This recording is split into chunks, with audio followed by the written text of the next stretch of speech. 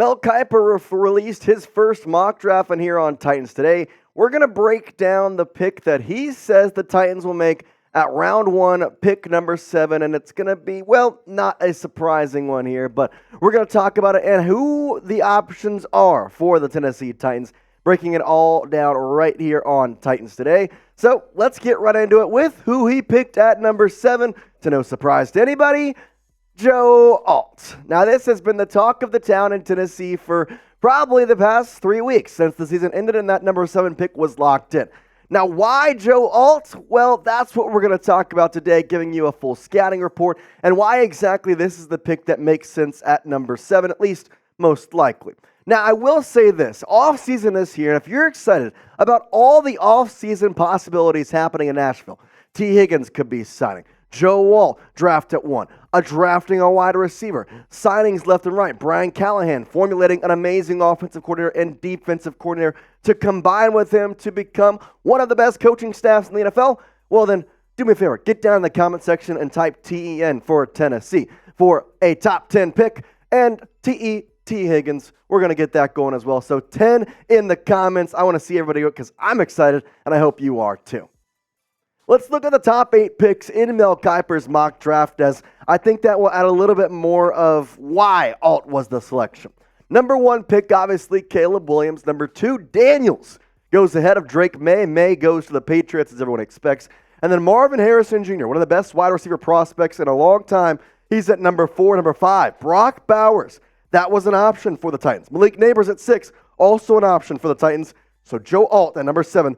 That's the one that was the pick, and then Dallas Turner right behind him. One note I do want to make. The other top offensive lineman prospect, Olu Fashanu from Penn State, was also available at number 7 in this draft, as you saw, but Mel Kiper decided that they was going to go with Joe Alt. That has kind of been the talk around Tennessee that they want Alt more than Fashanu, but for the longest time, it seemed like Fashanu was not going to be available at number 7. So in this one, having him there was quite interesting. But Mel Kiper did back his statement up by drafting Alt and said this, saying, Alt was the definition of a stalwart on the left side of the Notre Dame line, where he started 33 games. He gave up just 2 sacks over the past 2 seasons. Tennessee ranked 31st in the rate of sacks per dropback, 11.1, in 2023. So putting Levis in a better position to succeed should be a priority. Now, I think it's very clear the Titans want offensive line help. That's been talked about in offseason meetings with Rand Carthen and offseason meetings with Brian Callahan. It seems like that's the way they're going to go. Now, I think with the number 7 overall pick, obviously the line is the one that makes most sense. You could have Brock Bowers, but you also have Chiggy Okonkwo. You also could go with a wide receiver, but you have DeAndre Hopkins and potentially could sign T. Higgins.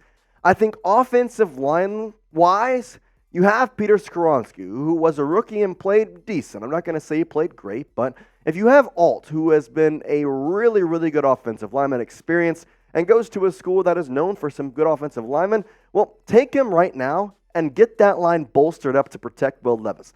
The offensive weapons can come in other ways. Offensive line help, though, right here, you got a shot to potentially get an all-pro guy in his first year off the bat at number 7. So why not take him? I think it's the right decision, and ultimately, it's the one that I think the Titans will go with.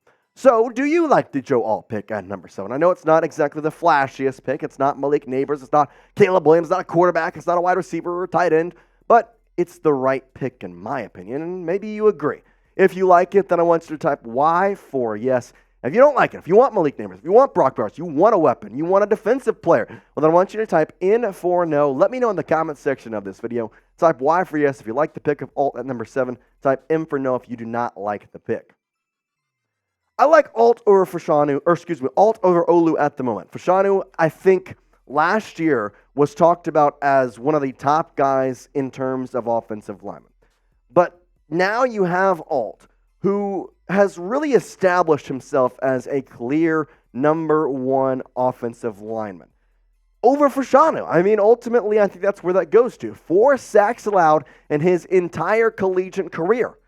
That's just wild, and especially with Notre Dame. I mean, obviously not in a conference, but In 2020, they were in the ACC. They played a lot of ACC opponents. There's some good defensive linemen he's had to go against. I mean, if we go back to 2021, he had to go into a New Year's Six bowl game against Oklahoma State. Unfortunately, they didn't win, but ultimately, guess what? He was always around good defensive talent that he had to guard. So I think it's the right choice to pick up a guy who understands a lot about the game of football. And again, he'd be a good guy to pair with Peter Skoronski. Right there, that's a good top 2 lineman right at that top. You know what's also a good pair?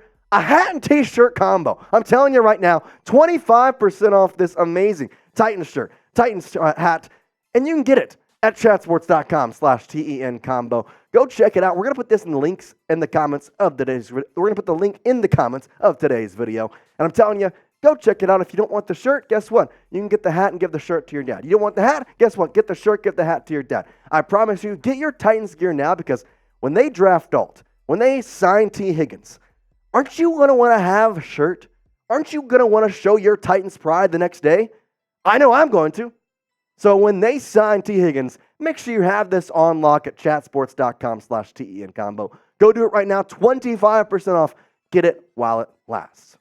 Let's talk more about Joe Alt here and his college career back in 2023, 2022, and all the way to 2021. You see that PFF grade go up over 2021 to 2022 and sit around the same area for 2023. A very, very high PF grade, might I add. Sacks allowed. He had 3 in his freshman year. Then just 1 in the next 2 years. Obviously, the hurries go down a little bit as well. He kind of growed and improved every single year, which is what you want from a guy going into college, especially Notre Dame, to just get better with every snap. And I think he did that more than maybe anybody else in college. Olu Fashanu was great, but at the same time, last year to this year, I don't know if there was a steady improvement, because last year he would have been a top 2, top 3 offensive lineman. How do you do that? And then the next year you're not the top, you're not number 1. That's just kind of thing. So I think Alt may be the right choice when it comes to offensive linemen. Now, why offensive linemen? Well, we've talked about it a lot on this show, but again, these numbers just continue to pop off the board when you think about the Tennessee Titans. Most sacks allowed in 2023. Titans are right there. Obviously, there's a big jump from up these two, 85, 65, that's 20. But in terms of taking out those, that's not a big jump from 2 to 5. So overall, I think you got to get an offensive lineman. But why not Olu Fashanu? I think that is the question maybe people are asking, because there's a lot of times where it was, oh, Olu's going to be the guy. Olu's going to be the one. Well, he was, and he's a guy who was a potential option, I think. He was a first-round draft grade last year, and he chose to return to Penn State. He was just a redshirt sophomore. He wanted another year under his belt. Now, his size and his frame, that's the thing that I think pops off the board. 6'6", 319 for an offensive tackle. Guess what? That's a big boy right there. That's a big boy. He can go against pretty much anybody in the NFL.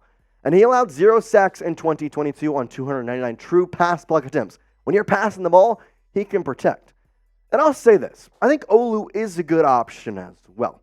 Ultimately, if Alt is taken at that point, I think you go Olu Fashanu. But at the same time, I think at this point, throughout Titans Twitter, Titans media, everything surrounding Tennessee, it sounds like Alt is the first choice.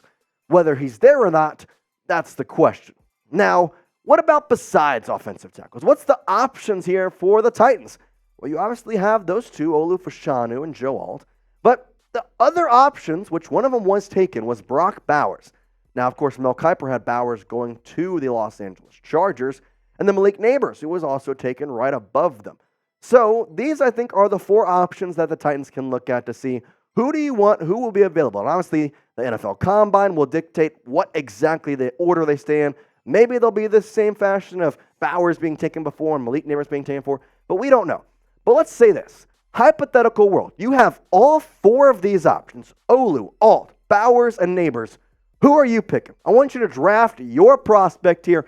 You be Rand Carthen, and I want you to pick who exactly you think the Titans would draft here in this position. Pick them. Joe Alt, type JA.